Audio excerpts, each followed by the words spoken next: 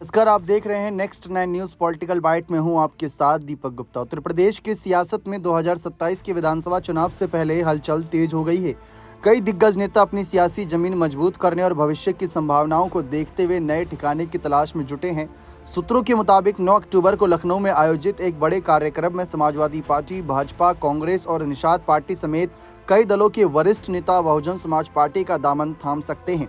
बसपा की ओर से कांशीराम की पुण्यतिथि पर विशेष कार्यक्रम का आयोजन किया जा रहा है। ऐसे में सवाल उठ रहा है कि वे नेता कौन हैं।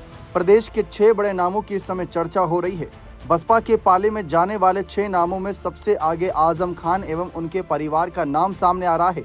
आजम खान समाजवादी पार्टी के कद्दावर नेता रहे। वहीं कभी बसपा में रहे मायावती के करीबियों में गिने जाने वाले स्वामी प्रसाद मौर्य की भी घर वापसी हो सकती है, ऐसा बताया गया। उनके साथ उनकी बेटी और पूर्व भाजपा सांसद संघमित्रा मौर्य भी बसपा का दामन थाम सकती हैं। बसपा के पाले में ओम प्रकाश राजभर, संजय निषाद और नसीमुद्दीन सिद्दीकी जैसे नेताओं के जाने की चर्चा है।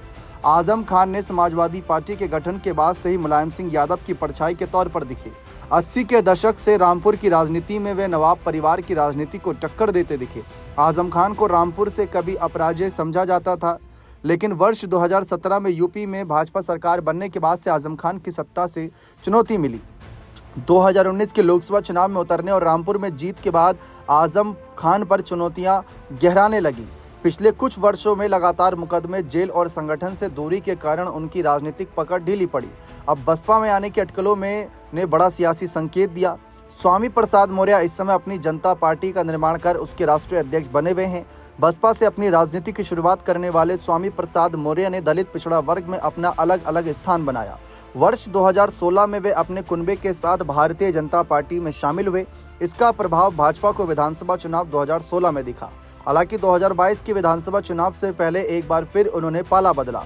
स्वामी प्रसाद मौर्य अपने कुछ सहयोगियों के साथ सपा का दामन थाम लिए। विधानसभा चुनाव में हार के बाद समाजवादी पार्टी ने उन्हें विधान परिषद भेजा, पार्टी में भी जगह दी। इसके बाद भी वे सपा में नहीं टिक पाए। रामचरितमानस विवाद के बाद उन्होंने पार्टी छोड़कर अपनी पार्टी का निर्माण कर लिया। लगातार दल बदल से उनकी विश्वसनीयता पर सवाल उठे और वोट बैंक लगातार कमजोर हुआ। वहीं अगर हम बात करें संघमित्रा मौर्य की, तो लगातार अपने पिता स्वामी प्रसाद मौर्य की राह पर चलती दिखी। पिता के भाजपा का दामन थामने के बाद भी वे पार्टी में शामिल हो गई बीजेपी में। लोकसभा चुनाव 2019 में बीजेपी ने उन्हें बदायूं लोकसभा सीट से उम्मीदवार बनाया। उन्होंने जीत दर्ज की। सांसद बनने के बाद जब 2022 में उनके पिता ने बीजेपी छोड़ सपा का दामन थाम लिया तो उन पर भी सवाल उठे। हालांकि संघमित्रा मौर्य ने पार्टी में बनी रही, लेकिन अपने पिता के बयानों का बचाव करती रहीं।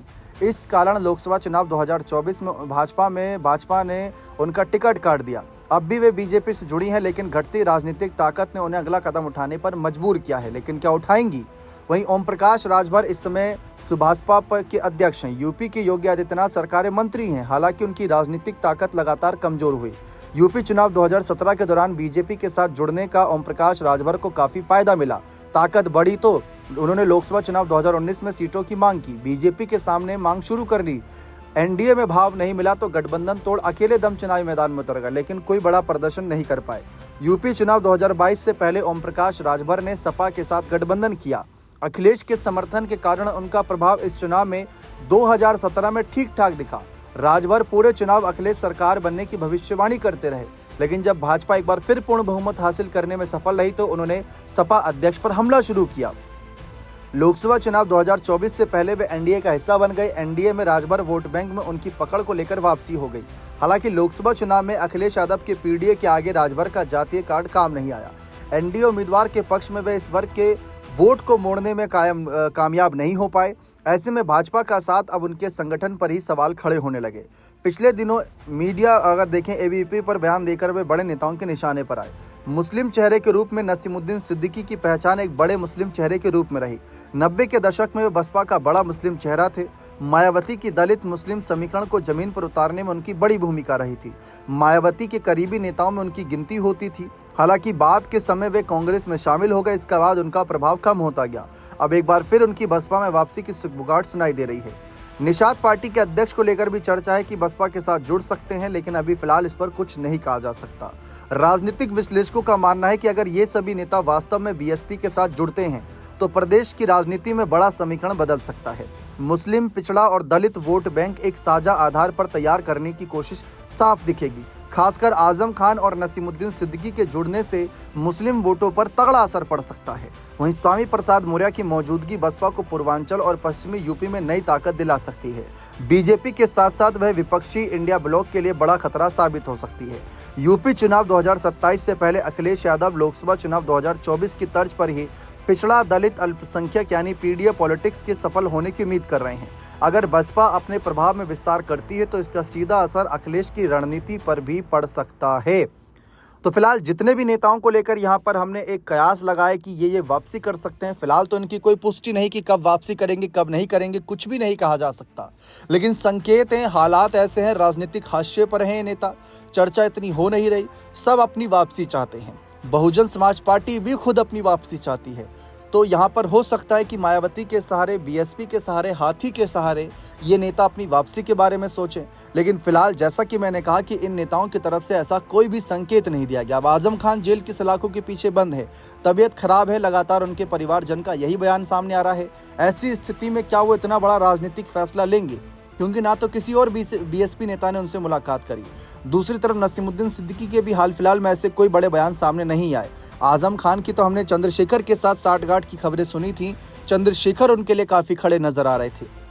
तो मायावती के साथ जाना ये एक बड़ा सवाल है।